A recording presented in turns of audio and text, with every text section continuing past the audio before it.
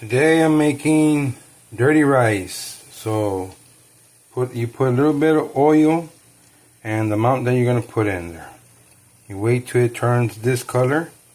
These are the spices that we're going to put inside that rice. See that? See that, huh, guys? Afterwards, then you put some water. See that? Put 1 cup of water and a half, that means. Just to get a little boiling. You boil it.